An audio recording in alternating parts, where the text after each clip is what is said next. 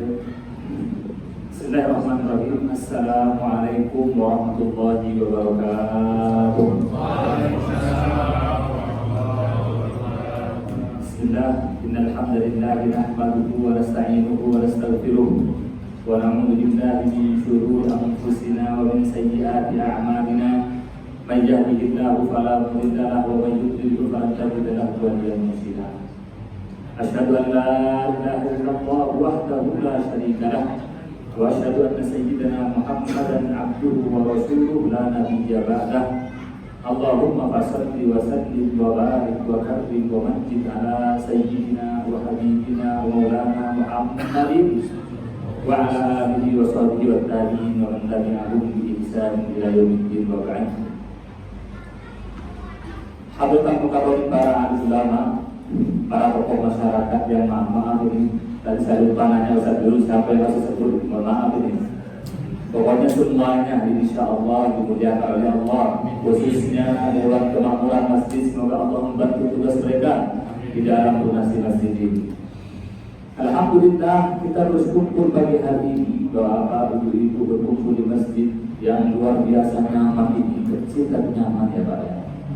Kecil bercahaya, silau, ke situ silau.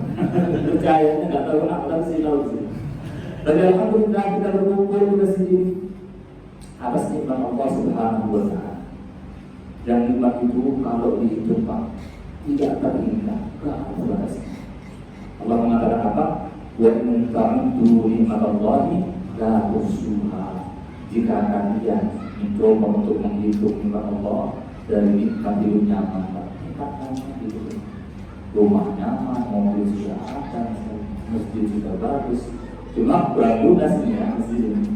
Masya Allah butuh perjuangan Pak ya. Sebenarnya Pak ya, sebenarnya kalau kita lihat rekening masing-masing, insya Allah lah kalau dilihat mah lunas masuk bulan. Cuma yang mau ngeluarin kan tinggi gitu Pak. Kalau yang keluar ada banyak Pak, 50.000 kan gitu Pak. 50.000 ya untuk dua itu. Kalau enggak semuanya bukan itu. Apalagi mengeluarkan 50.000, lihat istri mau diapain Bang tuh Bang gitu kan. Sumbang masjid, janganlah, semuanya punya ada nih gitu kan, gitu kan. Istri kadang-kadang itu Pak, kalau orang baik yang bantu, kalau datang setannya itu orang lain. Ya begitulah ya, semuanya ngalamin insyaallah. Kita bersyukur atas nikmat ini karena apa? Karena Allah memberikan nikmat yang luar biasa, nikmat yang harus kita syukuri. Ini Pak, kita makomnya makom bersyukur, makom kita ini bersyukur karena kita nyaman di kita. Kerja kita tenang, ibadah kita gak ada yang ganggu Pak. Coba kita lihat di Palestina. Mau hidup banyak sulit, mau beribadah pun juga diganggu, mau hidup tenang dibom. Mereka makomnya sabar, kita makomnya syukur. Maka harus kita syukuri kepada Allah. Jangan sampai yang keadaan kita damai dibahagi oleh Allah. Ini luar biasa. Maka kita syukuri nikmat Allah dengan cara apa? Pertanyaannya, Ustaz, saya ingin bersyukur dengan cara apa syukurnya? Mudah, Bapak Ibu, syukurnya mudah. Pertama, menyadari bahwa nikmat yang datang itu memang berasal dari Allah.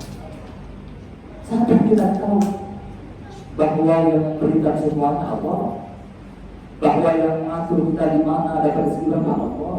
Pernah nggak Bapak Ibu misalnya ditanya waktu radio milih ada di mana?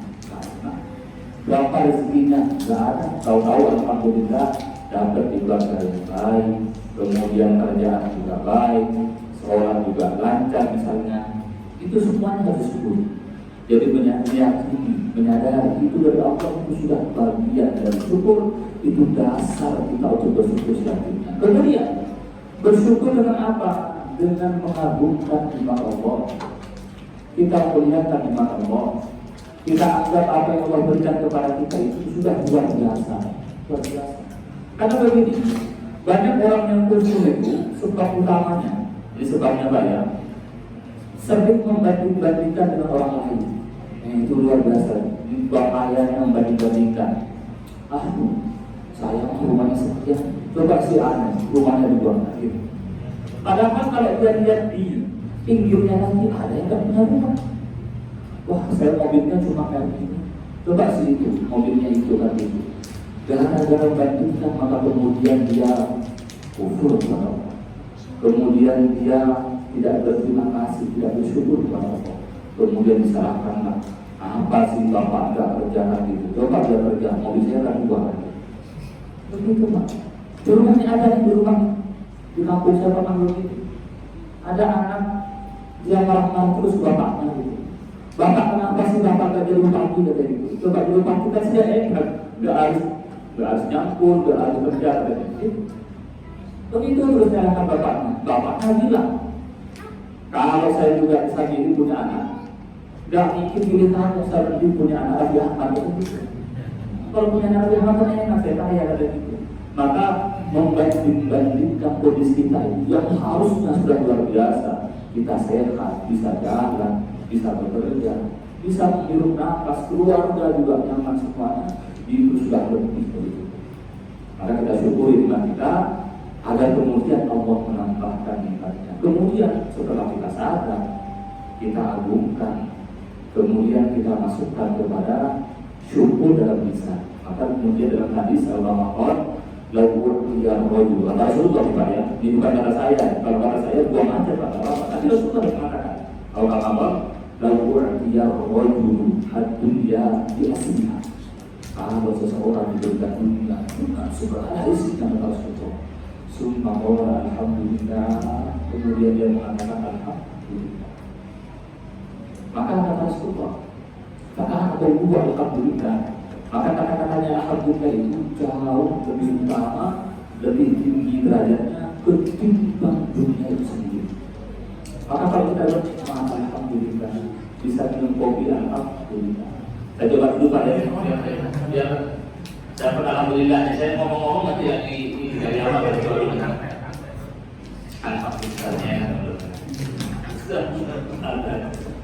Alhamdulillah, alhamdulillahnya itu sudah luar biasa. Luar biasa. Problemnya kita karena keseringan dapat gaji 20 juta, lama-lama gaji yang besar itu dulunya besar 20 juta. Karena keseringan lama-lama 20 juta kecil. Jadi hilang sebetulnya. Keseringan kita dapat iman besar, lama-lama kelihatannya maka lupa alhamdulillah. Pokoknya biasakan saja alhamdulillah. Kemudian diterjemahkan menjadi amal.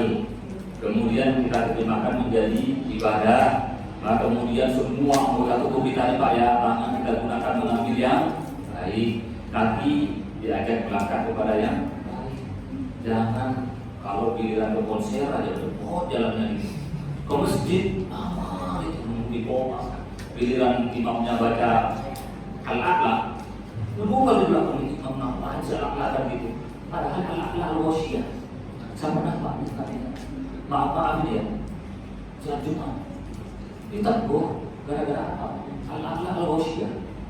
Padahal Nabi itu bacanya al-munafiqun, al-jum'ah, as-saff. Kalau saya baca itu Pak ya, al-jum'ah, al-munafiqun, bisa nggak diundang lagi saya itu.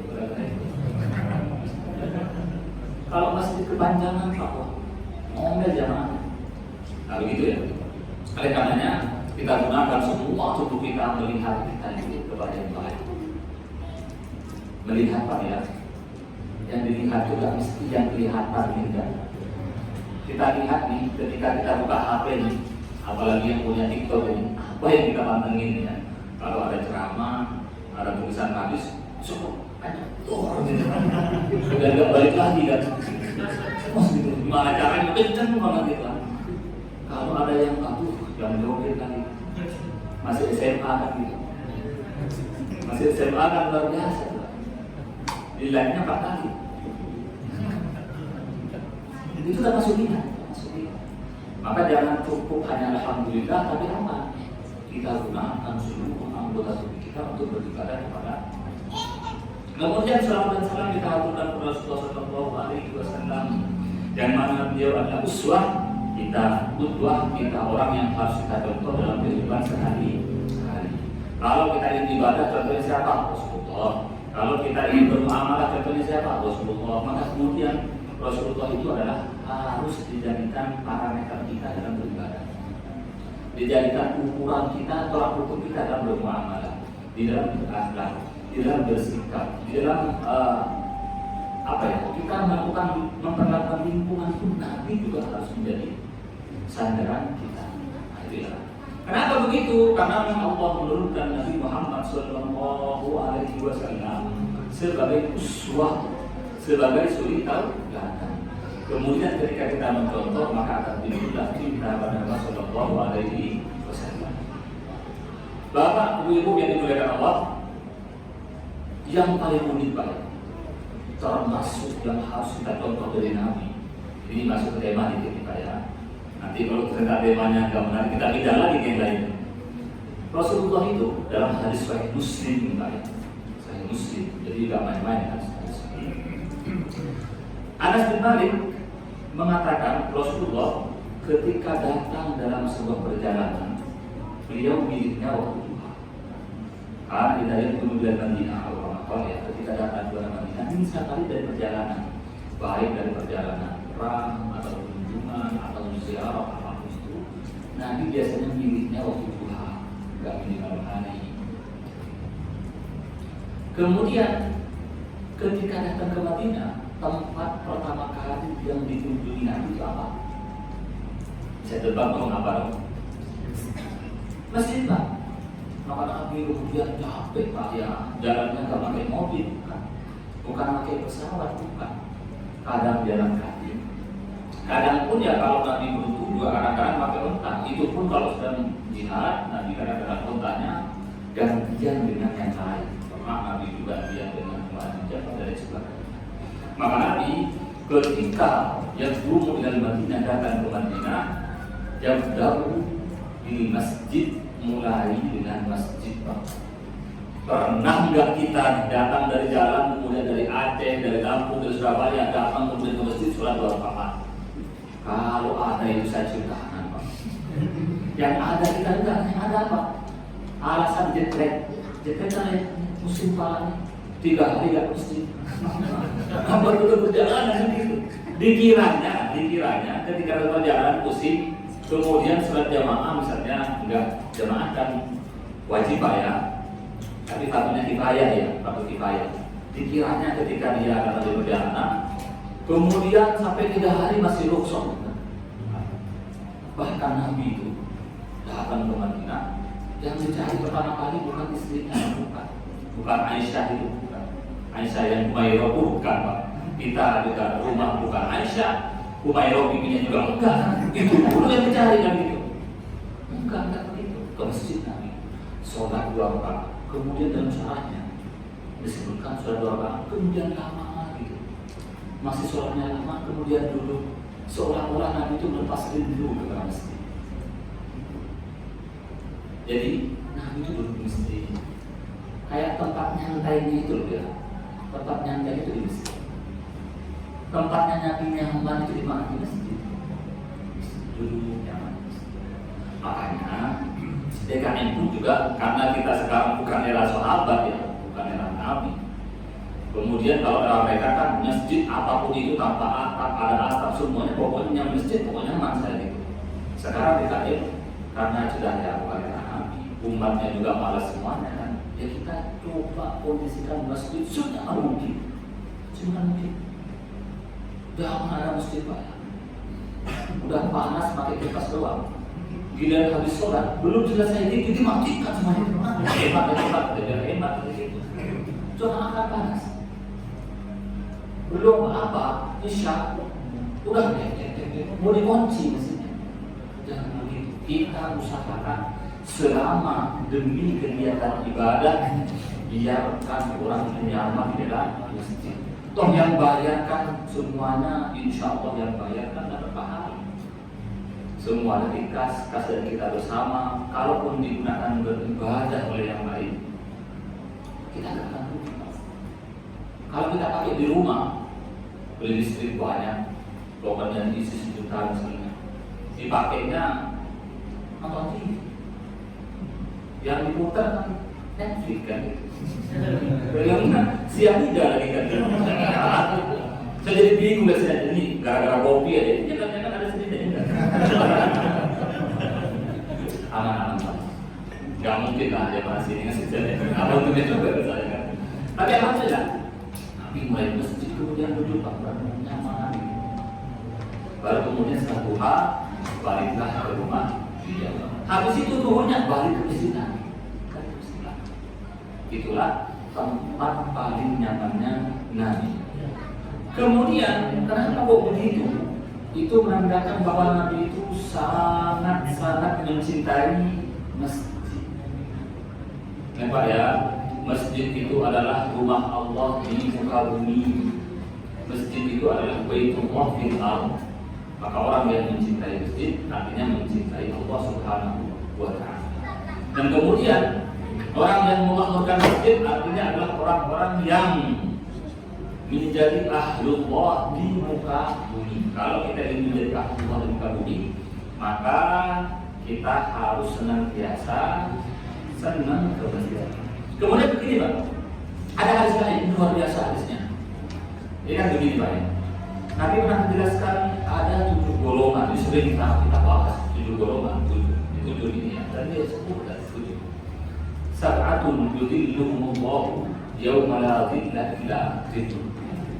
Ada 7 golongan yang kelak mereka akan mendapat naungan dari Allah ketika panas luar biasa. Ketika kita dibangkitkan di padang mahsyar Pak ya, dibangkitkan semuanya. Kemudian tahu-tahu matahari mendekat. Jaraknya ada yang mengatakan sejengkal, panas luar biasa.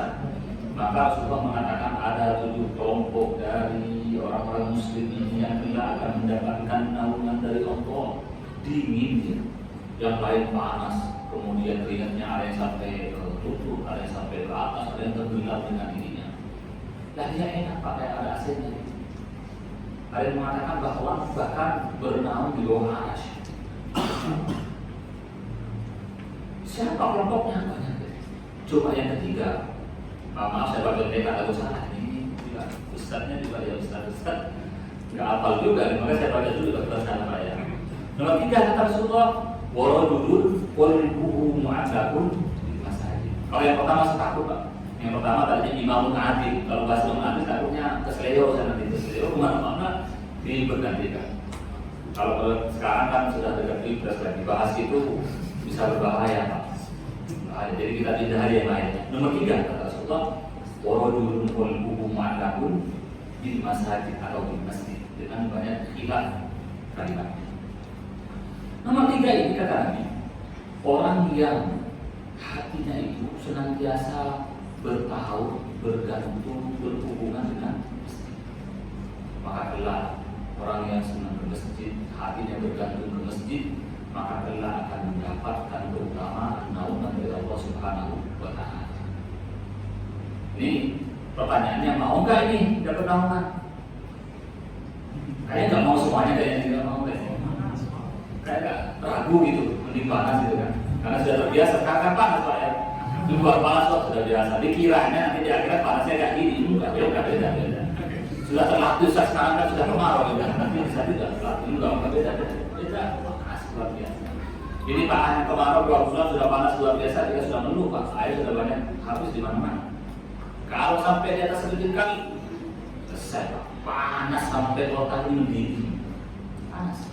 Jadi sekarang kita paling 38, 39 Pak. Di Arab itu sampai ada yang katanya 51 katanya Pak.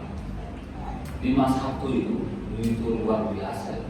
Dulu saya pernah di Yaman ya, alhamdulillah pernah di Yaman. Saya datang itu musim dingin. Musim dingin. Enak itu lumayan musim dingin di Yaman juga begini. Terus kok ada orang jual sepeda online itu Pak. Murah banget gitu kan kok. Jual sepeda murah banget. Saya belilah yang harganya biasanya 3 juta, 4 juta. Sepeda ini ya, konten itu dijual 500. Murah banget, saya belilah itu. Ternyata pas musim panas Pak ya, musim panas dipakai. Bannya itu kalau musim panas dipakai, setiap seminggu itu harus sudah ini botak bannya itu. Makanya nggak ada orang yang pakai sepeda ini Pak. Kalau jalan siang-siang, sehari 2 hari, ban yang paling bagus pun, ban ini bisa botak selama seminggu udah botak. Pantesan murah kata saya. Kalau murah gitu saya nggak beli juga Pak. Kemudian panasnya luar biasa. Nah kemudian orang yang hatinya bergantung ke masjid, yang mencintai masjid, berhubungan dengan masjid, insya Allah akan mendapatkan naungan. Naungan Pak ya. Kalau Allah sudah ngasih naungan, insya Allah lebih ada dari AC ini Pak. Kalau sudah Allah naungannya karena naungan rahmat dari Allah. Luar biasa. Pertanyaannya, apakah maksudnya orangnya senantiasa di masjid itu suka? Tidak harus. Makanya dia mengatakan qalbuhu mu'allaq, yang hatinya senantiasa berhubungan dengan masjid. Bukan berarti dia dari pagi tidur di masjid, kemudian tidur terus enggak. Kerja biasa, kerja. Tapi ketika sudah azan, pokoknya hatinya nggak enak kalau nggak ke masjid gimana? Kemudian ketika keluar mana yang dipikirkan untuk kembali kapan ya saya ke masjid. Itu namanya hatinya bergantung ke masjid. Tempat paling yang ingin dia kembali masjid. Nah, itu luar biasa kalau begitu. Insya Allah hanya dengan sekedar mencintai masjid, insya Allah ini luar biasa keutamaannya dari Allah Subhanahu wa Ta'ala. Tapi kemudian ya, kalau sudah ke masjid orang begini pasti akan nyaman bagi Bapak. Senang ke masjid tidak sholat ya bohong Pak. Ada orang senang ke masjid tapi tidak ke masjid tidak sholat, numpang pipis kan. Banyak dari kita Pak di jalan di tol ya. Mana yang masjid itu? Saya kira Pak, orang ini kan cinta masjid. Kemana nih? Oh itu masjid dekat itu. Mampir ke masjid, pipis balik lagi. Gak masuk kan? Ini gak masuk. Ini malaikat jadi orang ini. Memang dikira apa masjid itu? Nah, begitu. Artinya orang yang senang ke masjid, artinya cinta dengan aktivitas masjid, senang beribadah, senang kumpul dengan orang-orang soleh. Ini Pak ya, kalau ditanya, Syekhuna Al-Habibullah Harun mengatakan kalau menjadi orang soleh itu mudah. Ini orang soleh itu bukan dilihat ini pecinya tebal nggak nih kita. Ini misalnya pakaiannya panjang enggak. Dilihat apakah dia sering berjamaah, sering ke masjid atau tidak. Karena kalau bukan yang sering jamaah yang soleh, biasanya berhati. Ya walaupun kadang masih ada kurangnya di rumah. Ustaz ada ibu, tidak Ustaz. Suami saya lagi jamaah banget, tapi di rumah lupa saya. Lupa gimana? Kalau malam jangan noleh kayak gitu. Ya nggak apa-apa, bukan di masjid. Ya nggak apa-apa, kurang Pak bahasa gitu katanya. Jadi walaupun soleh di masjid, jangan lupa habis rumah. Soleh lah istrinya kalau malam-malam. Tapi enggak, maksudnya begini. Ke masjid pun ya bukan berarti dia akan menjadi malaikat gak pernah salah, enggak. Tapi maksudnya kalau orang sebegitu itu di masjid itu tanda orang soleh. Rajin berjamaah udah itu soleh. Maka kalau kita ingin jadi orang soleh, orang yang sering itu tanda paling utama.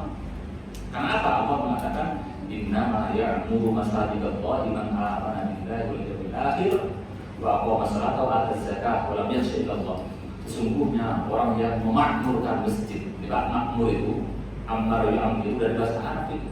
Langsung diterjemahkan langsung ke bahasa Indonesia langsung memakmurkan masjid. Maka orang yang memakmurkan masjid adalah orang yang sering ke masjid, meramaikan masjid, sholatnya masjid.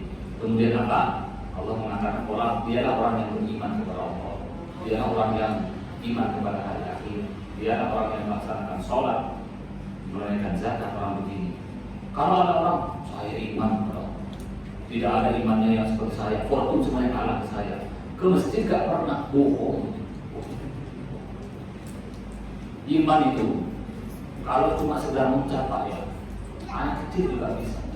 Tapi harus dibuktikan dengan tingkatan perbuatan. Maka dilihat kalau dia sering ke masjid, insya Allah dia orang yang beriman kepada Allah. Maka Allah mengatakan ummarul masajid dunia. Dia orang yang memakmurkan masjid. Dialah orang-orang yang asyhidu lahul iman, saksikan keimanan bagi dia. Maka kemudian begini Pak. Karena kita kalau ada yang mati, ini saya bukan mengajarkan dulu ya, bukan. Karena kita kalau ada yang mati, disolatkan di masjid. Kemudian datang kan, entah itu keluarganya atau PKP, masih pengumuman, kemudian min ahlil khair gitu kan Pak ya. Itu sebenarnya itu salah.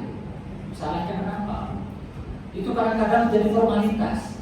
Oh, tiap hari saya lihat orang yang nggak pernah masjid kan, nggak pernah sholat, min alil khair dari mana kan gitu. Sebenarnya begitu. Cuma ya kita husnudzon, jangan-jangan kok dia sholat di rumah. Kan.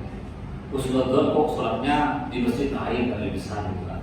Tapi kadang-kadang nggak bisa dibohong, nggak usah, nggak bisa. Saya tiap hari bersama dia. Wong saya juga nggak pernah sholat sama dia kan gitu. Di mana kau bilang Abdul Qadir kan? Itu enggak, bukan salahnya menyaksikan benar karena kadang-kadang cuma kita menjadi formalitas. Maka Allah mengatakan tidak ada rojul di masjid. Kalau ada orang terbiasa ke masjid sholat, fashhidu lahu bil iman, kata Nabi, maka saksikan keimanan bagi dia. Mereka lah orang yang pantas kita sebut dengan ahlul khair, orang yang telah mendapat kesaksian baik dari kita. Kalau nggak ada masjid ya jangan begitulah. Tapi jangan begitu Pak Nanti. Kata Ustaz si Anu tuh nggak boleh, enggak begitu maksudnya. Boleh. Cuma kita jangan membohongi diri sendiri. Sering kita membohongi sendiri. Kalau tahu kalau pernah sholat, tapi kita mengatakan ahlul khair.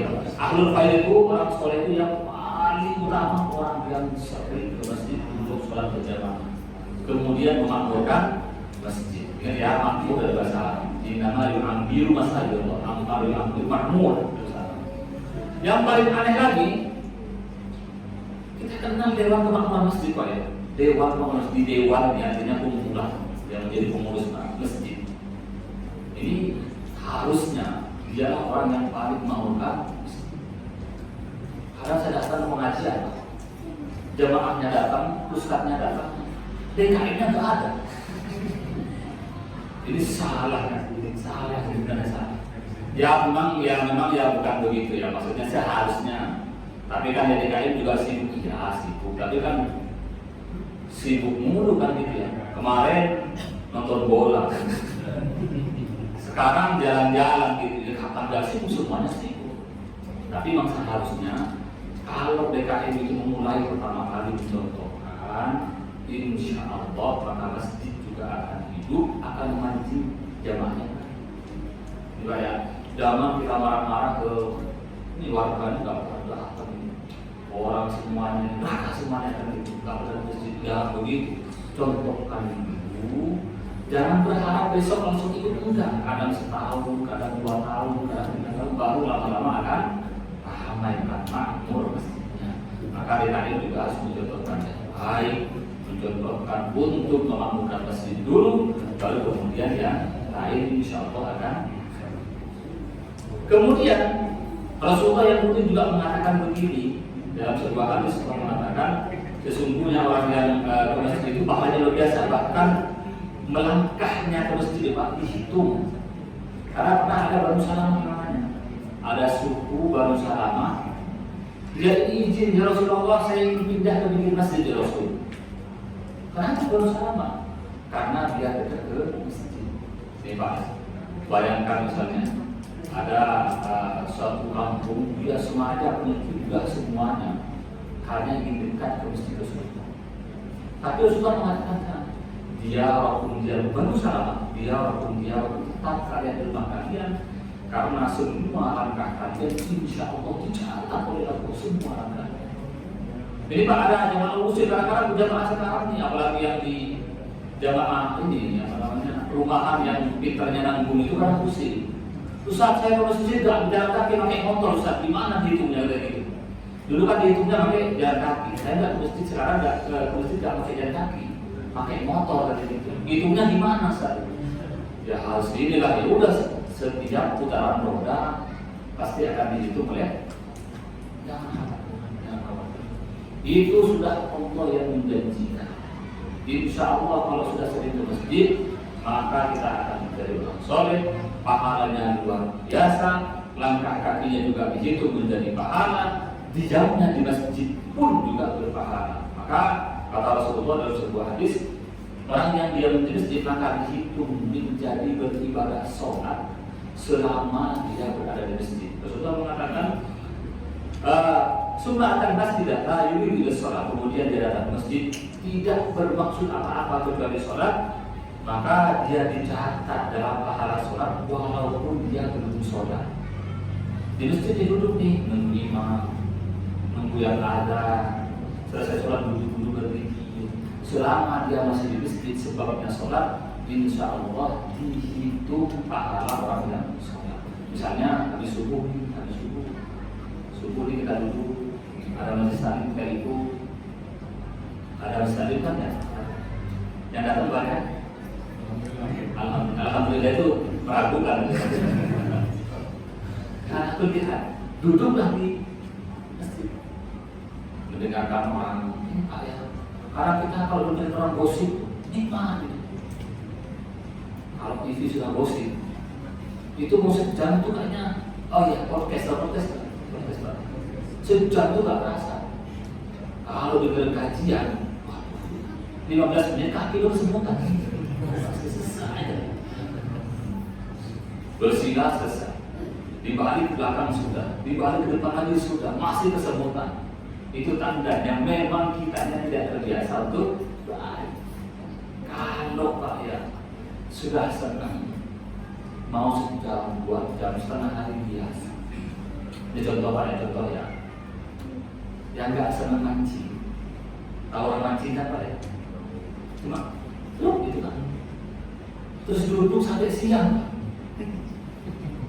Itu Pak ya Allah, kalau saya ngapain mending ke pasar beli ikan. Setengah hari buang-buang waktu, dapatnya juga ikan yang kecil. Itu pun masih banyak lagi itu Pak, ini kan tempat empangnya itu. Itu kenapa kok senang? Kenapa kok bisa dia duduk setengah hari seharian?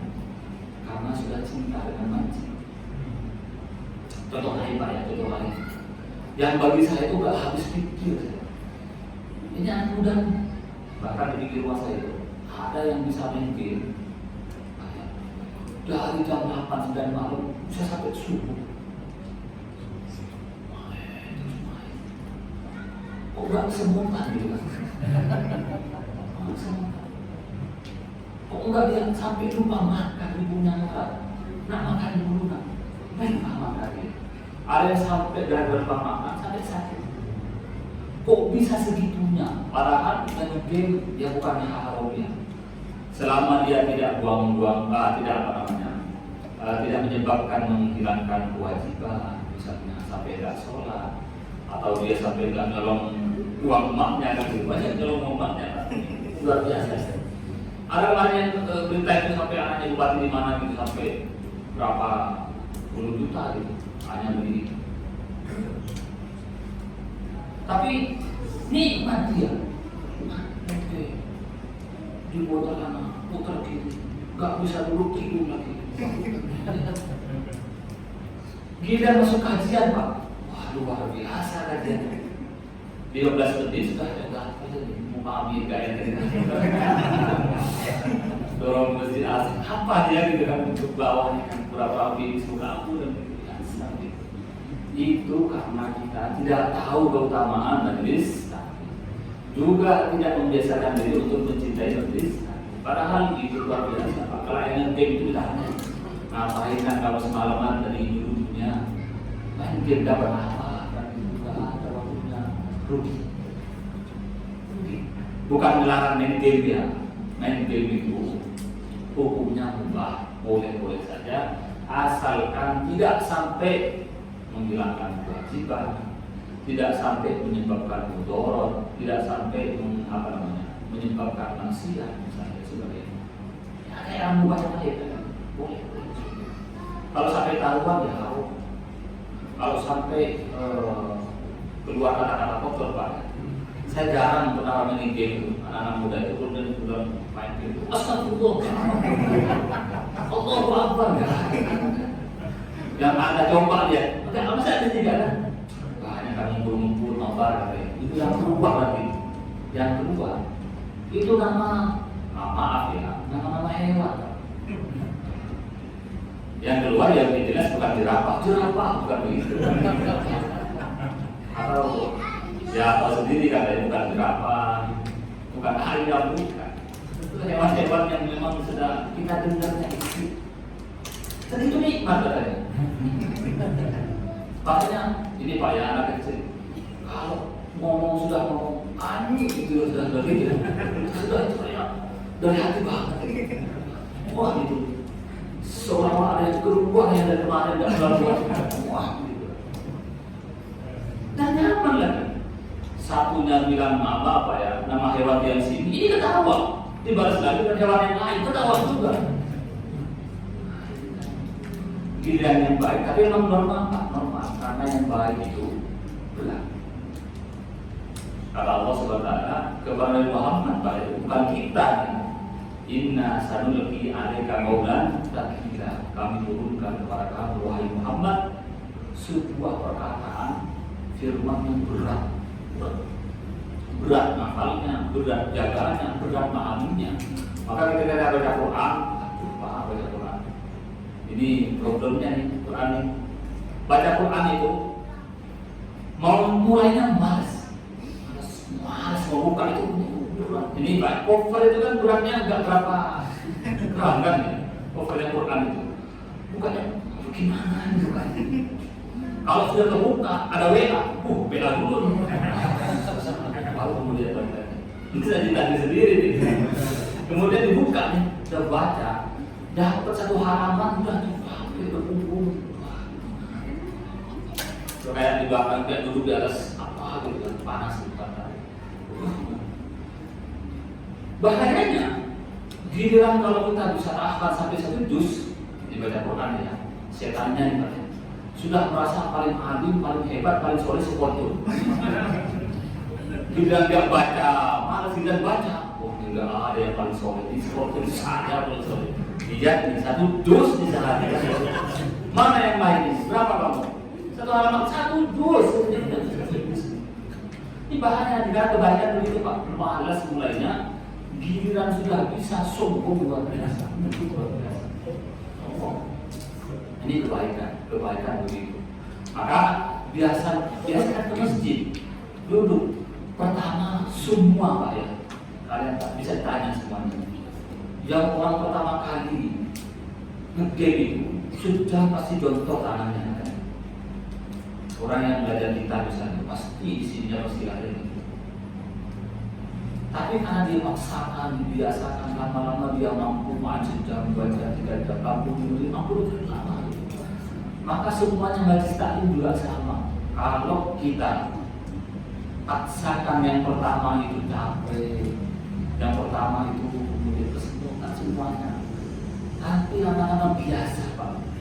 Insya Allah kalau ketahuan nikmatnya. Tapi jangan anggap ini kapan ini nikmatnya terasa ini, jangan seminggu 2 minggu enggak. Bisa tahu bisa jadi bertahun-tahun. Setahun pertama dipaksa, terus lama-lama juga akan terbiasa, lama-lama jadi kebutuhan. Itu konsepnya. Sholat juga sama, majlis taklim juga sama. Tapi ya begitu, kalau nggak dipaksa, nggak akan biasa. Kalau nggak biasa, nggak akan menjadi kebutuhan. Ini begitu. Sekarang kita ini maunya membiasakan sesuatu yang bermanfaat atau tidak, itu problemnya. Semua waktu kita sama Pak, dari pagi sampai siang itu juga sama-sama kosong. Tinggal kita dibiasakan untuk apa itu pertanyaannya. Kalau kita biasakan untuk keilmuan, lama-lama kita akan nyaman menghadiri majelis taklim. Tapi jangan begini ya, lain kemudian marahin semua masjid, bahkan ke masjid majelis taklim juga enggak. Pendekatannya harus persuasif, ngajar dengan baik, kasih contoh yang baik. Jangan kita maksa orang, jangan kita nyalahkan orang, jangan kita memaksa. Kadang-kadang kalau kita terlalu maksa, takutnya malah kontraproduktif. Yang harusnya malah biasakan, malah semakin jauh gara-gara salah kita. Tapi itu kalau ada, kalau anak Pak cewek, kalau anak Pak sudah makan, semuanya minum saya nanggung, makan tanggung, HP dan justru majelis taklim nggak mau cewek aja. Tapi ya hati-hati juga. Sekarang anak sekarang pintar Pak. Dia laporkan ke polisi kan jadi problem. Ada loh anak laporkan ke polisi kan. Maka Kembali kepada tema ini, ya marilah dengan ini karena sudah hampir sejam ini ya, nggak terasa ini sudah tenggorokan sudah kering Pak ya. Maka kita ambil kesimpulannya, kita jadikan momentum Maulid Nabi ini sebagai motivasi kita untuk meningkatkan hubungan kita dengan masjid. Perjuangan kita mudah Pak, paling ke masjid jamaah, bukan Palestina ya. Mereka perjuangannya dengan bagi sekali,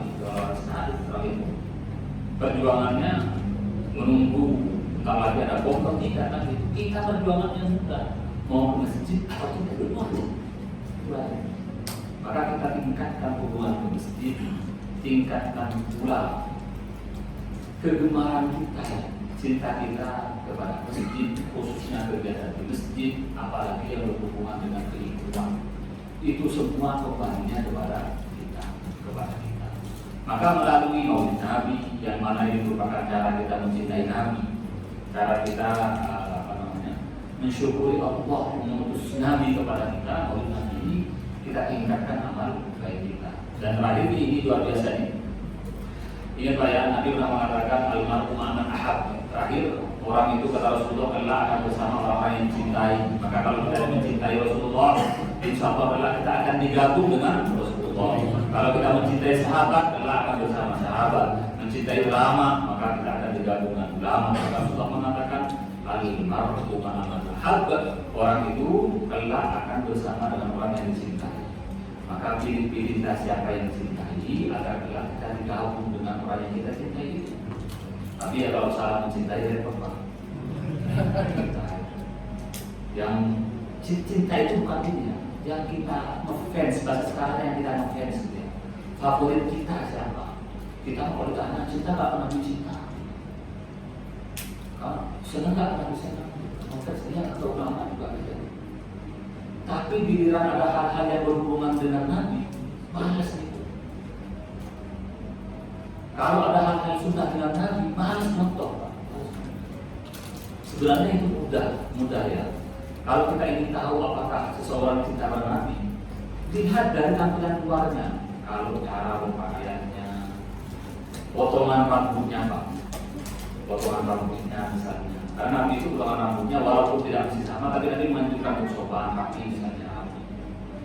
Kalau misalnya dilihat dari kegemaran yang ditinggalkan, makanya kalau ada yang mengatakan kalau ingin lihat kadar keimanan seorang, lihat FYP-nya di TikTok itu apa yang keluar itu, nggak bisa bohong, nggak bisa bohong. Apa yang keluar itu, kalau yang keluar di ceramah semuanya jelas ahli film.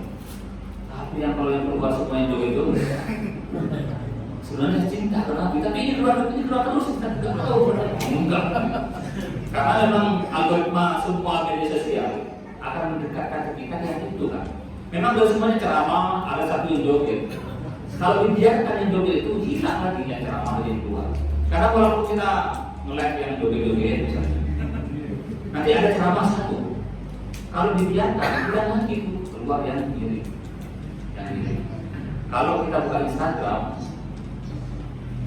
pencet pencarian itu yang ada di bawah pencarian. Kemudian yang keluar yang banyak, kalau yang banyak ustaz misalnya, orang soleh.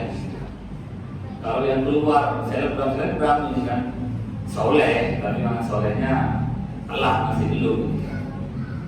Nah begitu, itu cara mengukur keimanan versi sekarang ya, dari sekarang. Maka pilihlah siapa yang akan kita cintai, karena kelak bersama mereka lah kita di akhirat. Alhamdulillahnya cinta Messi Pak. Kira-kira kan Messi masuk surga apa enggak kan kira-kira? Ya kalau Messi nanti jadi, ya semoga ya dapat hidayah kan, jadi mu'allaf ya mungkinlah kita mu'allafnya kan. Kalau enggak tidak. Ya walaupun cinta bolanya nggak apa-apa, cinta bolanya, lihat bolanya nggak apa-apa. Tapi kadang-kadang kalau sudah senang ke bolanya akan ngikut itu cara berpakaiannya. Kenapa kamu potong rambut kayak gitu? Ya karena Messi kan begini. Kenapa kok kamu begini pakaian? Ya karena Ronaldo. Nah itu yang tidak bolehnya. Kalau sudah senang dengan bola, karena olahraga boleh. Tapi kemudian ikut kepada gaya hidupnya, cara berpakaiannya, cara potong rambutnya, cara ngomongnya, dan lain sebagainya. Itulah yang beresiko luar biasa, bisa menyebabkan kita hilangkan bersama orang-orang yang kita cintai. Maka pilih kita siapa yang cintai, dengan maulid Nabi kita tentukan cinta kita pertama adalah kepada Rasulullah SAW. Bahkan harusnya melebihi istri kita, harus melebihi itu. Cinta kita ke Nabi itu harus melebihi istri, melebihi anak, melebihi bapak. Karena begitu. Karena kalau seandainya cinta kita kalah ya, cinta Rasulullah kalah dengan istri, misalnya istri itu minta sesuatu yang melanggar agama, kita mau aja. Kalau cinta kita ke anak melebihi cinta kepada Rasul, kemudian anak minta sesuatu yang melanggar, misalnya anak SMA, kemudian dia minta, ayah minta beli motor, tahu dia untuk apa? Untuk balap-balapan. Balapnya bukan di Mandalika, bukan. Kalau di Mandalika kan itu masih olahraga, Pak. Keamanannya luar biasa, enggak. Balapnya tengah malam jam 2. Tapi karena anak yang minta, kan gimana lagi? Sayang ke anak, itu bisa berikan. Tapi kalau cinta kita berlebihi ketimbang cinta anak, cinta istri, yang begitu itu enggak saya berikan. Mau kamu gimana pun nangis juga, muter-muter di tanah juga enggak saya berikan. Kenapa? Cinta saya kepada Rasulullah melebihi cinta saya kepada kamu. Dan bukan berarti saya enggak cinta kamu. Bahkan saya cinta ke anak itu agar bahkan dia menjadi orang yang demikian mungkin yang disampaikan. Semoga apa yang kita dengarkan ada manfaatnya. Ya walaupun ya kadang-kadang kita datang kajian, datang masuk pulang apa yang mau Ustaz ngomong apa dari dia lupa ya, kadang-kadang begitu. Sering banget begitu. Tadi saya ingat bagian itu saya ingat yang lain nggak tahu lupa gitu. Ya biasa. Semoga ada manfaatnya. Paling tidak semoga Allah mencatat kumpulnya kita ini menjadi kumpul yang diberkahi oleh Allah, diberkahi Allah Subhanahu wa Ta'ala, dan menjadi penyebab kita kelak bersama-sama masuk surga Allah Subhanahu wa Ta'ala. Dan kita berdoa kepada Allah semoga Allah senantiasa mengampuni dosa-dosa kita, memanjangkan umur kita, menjadikan kita istiqomah dalam berjamaah ke masjid, memakmurkan masjid taklim ke masjid, dan semoga Allah menjadikan kita cinta kepada Rasulullah Sallallahu Alaihi Wasallam, cinta kepada sahabatnya, cinta kepada para ulama, dan semoga menjadikan kita sebagai ahli ilmu, ahli khair, ahli shalah, dan semoga Allah menutup kajian kita dengan husnul khatimah, membaca la ilaha illallah Muhammadur Rasulullah, dan semoga kelak kita dibangkitkan dengan para anbiya wal syahidin was-syuhada was-shalihin, dan semoga kelak kita dimasukkan dalam surganya bersama mereka. Amin ya rabbal alamin. Rabbana atina fid dunya hasanah wa fil akhirati hasanah wa qina adzabannar. Wa lakum minkum. Assalamu alaikum warahmatullahi wabarakatuh.